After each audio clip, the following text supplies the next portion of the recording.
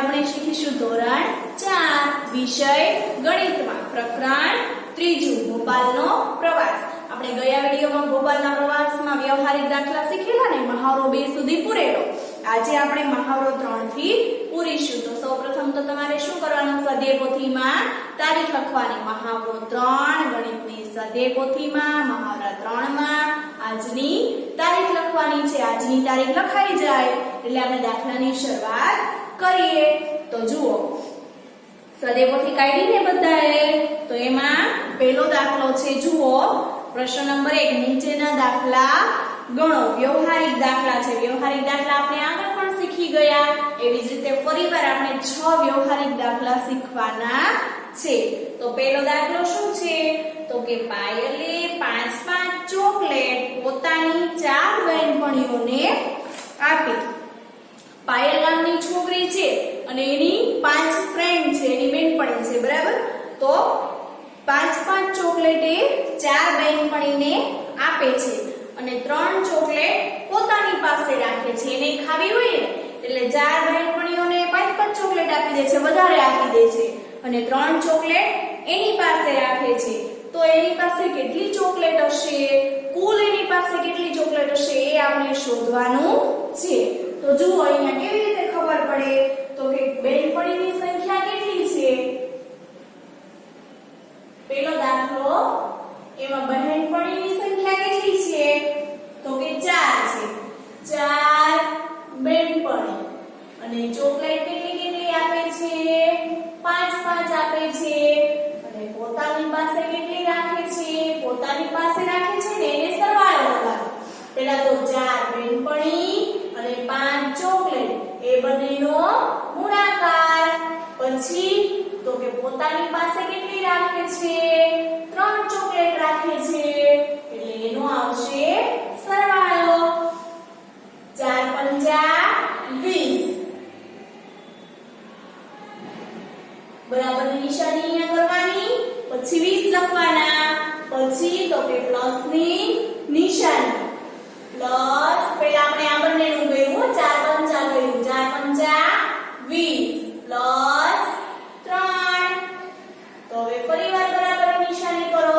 જો જગ્યા ઘણી બધી છે એટલે દાખલો આસાનીથી સમાઈ જશે। એટલે 20 પ્લસ 3, તો 20 ને 3 કેટલા થાય, 23। તો હવે આપણે ખબર પડી ગઈ ને કે પાયલ પાસે કુલ કેટલી ચોકલેટ હશે, 23 ચોકલેટ હશે।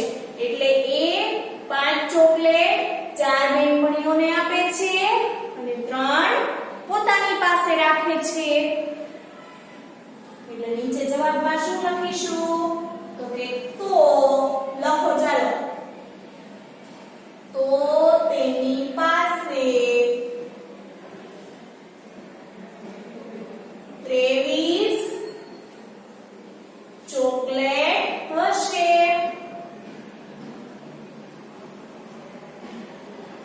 જો આ પહેલો દાખલો પૂરો।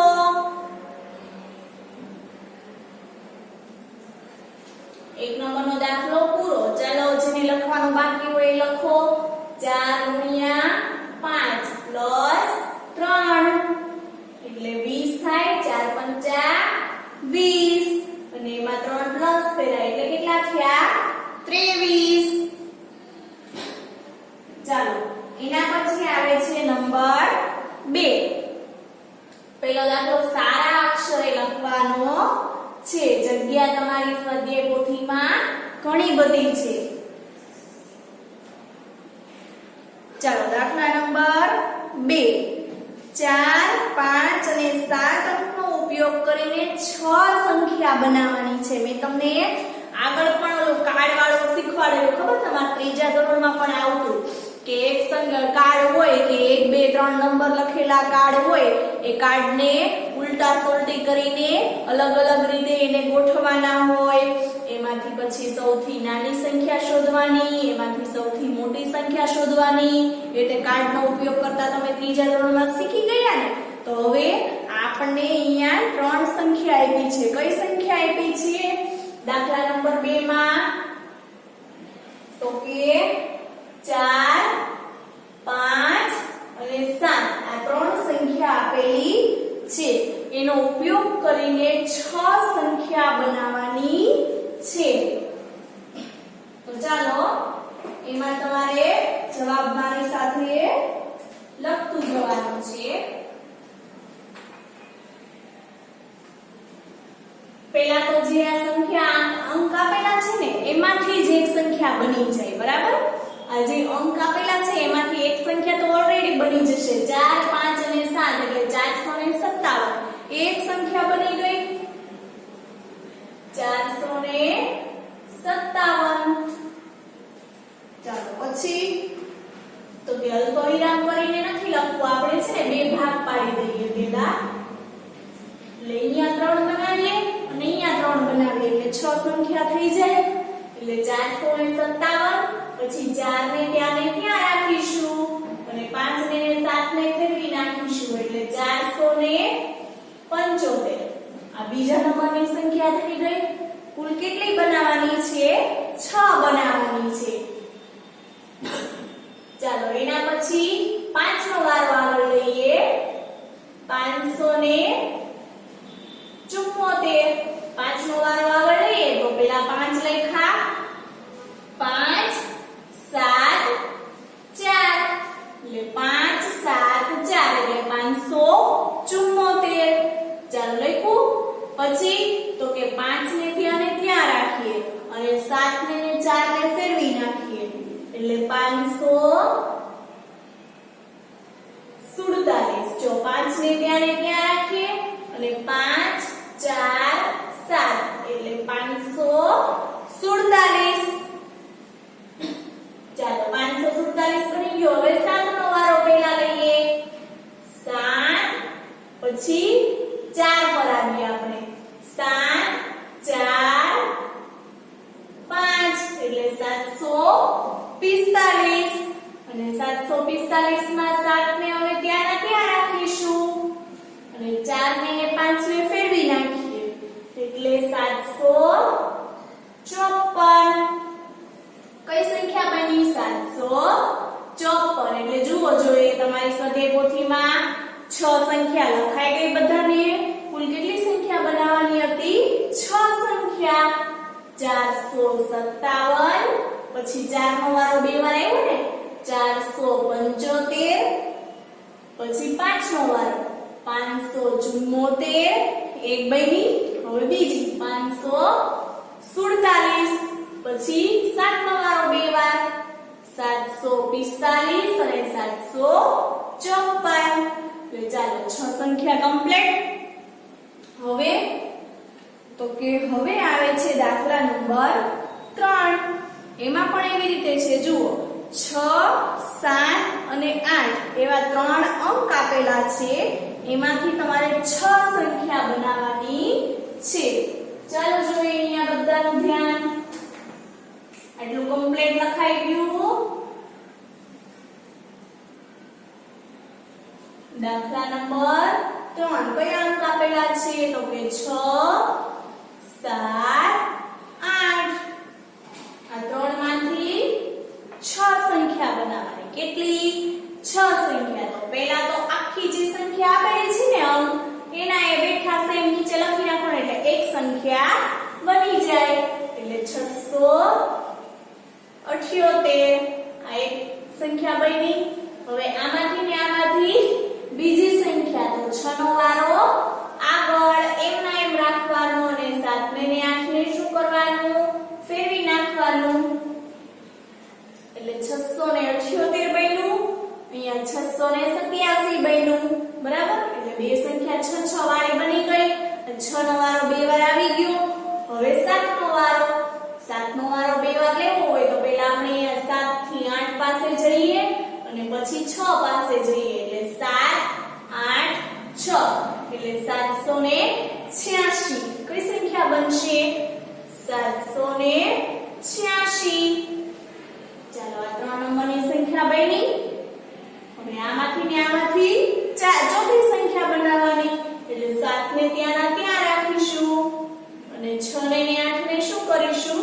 ફેરવી નાખશું એટલે 768 બને. શું બને? 768.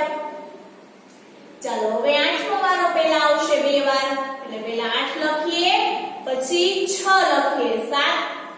લખવાના, કારણ કે છે ને આપણે અટવાઈ જઈએ એટલે લાઈનમાં જ ચાલવાનું. ક્રમિક સંખ્યા બનાવતા હોય ને ત્યારે એકની પછી એક જ સંખ્યા લખવાની એટલે ભૂલાય નહીં.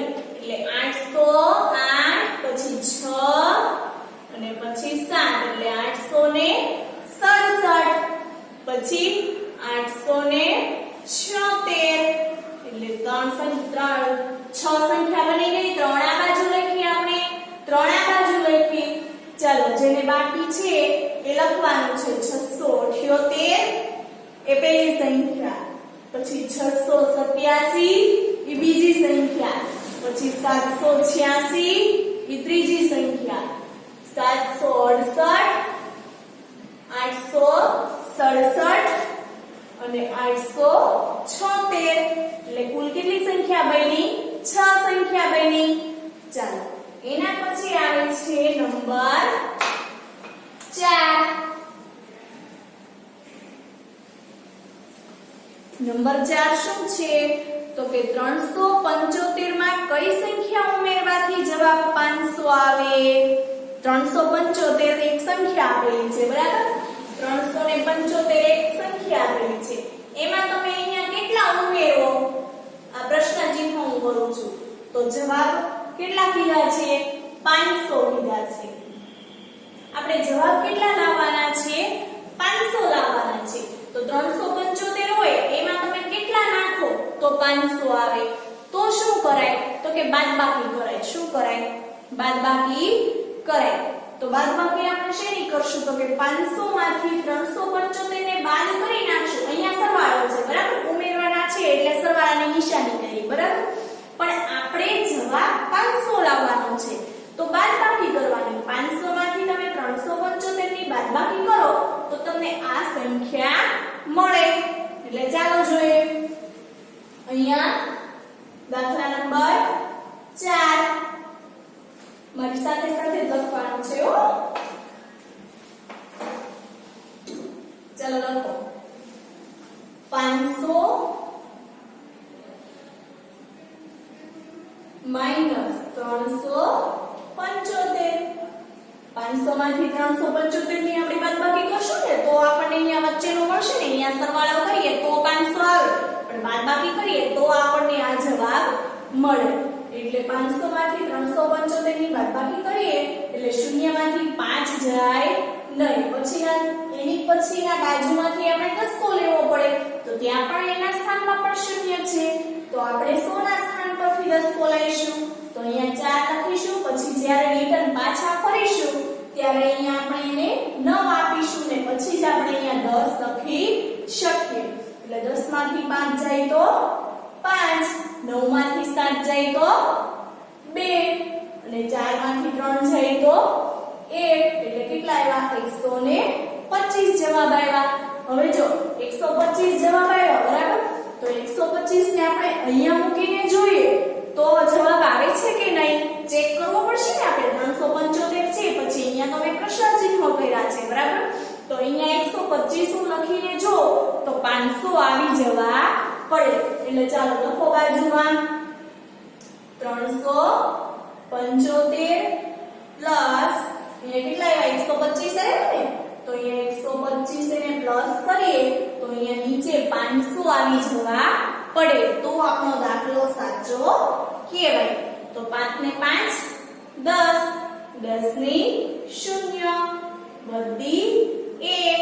હવે 7 માં 1 નાખો તો 8, 8 માં 2 નાખો તો 10, 10 ની 0 વધી 1. 3 ને 1 4, 4 માં 1 નાખો એટલે 5. એટલે જો અહીંયા 500 આવી ગયા તો આપણો જવાબ કેવો થયો? સાચો થયો. તો હવે ખબર પડી ને કે 375 માં કઈ સંખ્યા ઉમેરો તો જવાબ 500 આવે. તો 375 માં 125 પ્લસ કરો તો જવાબ શું આવે? 500 આવે. ચાલો એના પછીનો દાખલો કયો આવશે? દાખલા નંબર 5. ચાલો દાખલા નંબર 5 ની ટપણ વાંચું છું. બધાનું ધ્યાન પોતાની સ્વદેવોથી. 300 માંથી કઈ સંખ્યા બાદ કરવાથી 222 જવાબ આવે. ચલો અહીંયા જુઓ 300 માંથી કઈ સંખ્યા, એટલે અહીંયા હું પ્રશ્નાર્થ ચિહ્ન કરું છું. બાદ કરવાથી જવાબ 222 આવે. તો અહીંયા 222 આવવા પડે અને બાદબાકી કરવાની છે. 300 માંથી કઈ સંખ્યા બાદ કરું તો જવાબ 222 આવે. તો 300 માંથી હું કેટલા બાદ કરું તો 222 આવે. કેવી રીતે ખબર પડે? તો 222 અને 300 નો આપણે સરવાળો કરીએ તો આપણને ખબર પડે કે અહીંયા કઈ સંખ્યા આવે. તો ચાલો જોઈએ બધાનું ધ્યાન. અહીંયા 300 માઈનસ 222 કરીએ, બરાબર? તો શૂન્યમાંથી 2 જાય તો કે નહીં. હવે એના બાજુમાંથી દસકો લઈએ તો બાજુના સ્થાન પર પણ કાંઈ નથી. આપણે 100 ના સ્થાન પરથી દસકો લઈશું તો ત્યાં રહે 2, અહીંયા રહે 9 અને પછી 10 મૂકવાના. હવે 10 માંથી 2 જાય તો કેટલા રહે? તો કે 8. 9 માંથી 2 જાય તો કેટલા રહે? 7.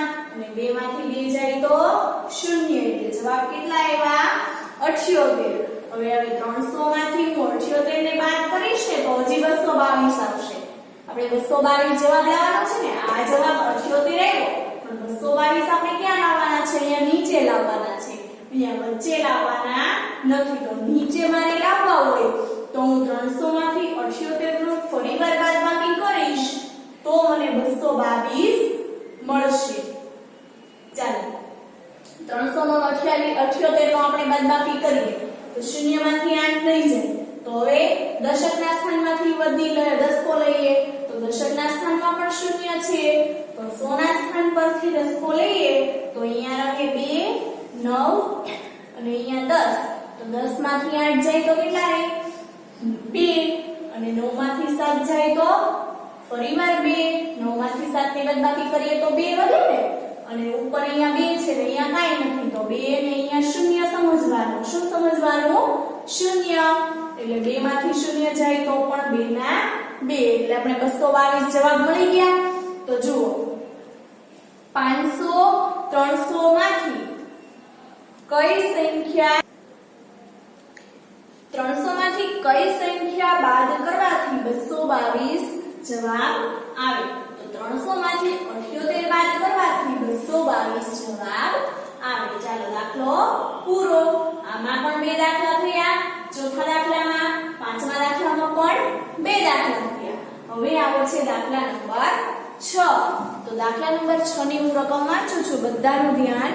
સ્વાધ્યાય પોથીમાં પ્રવાસમાં રસ્તામાં એક લાંબો પુલ આવ્યો.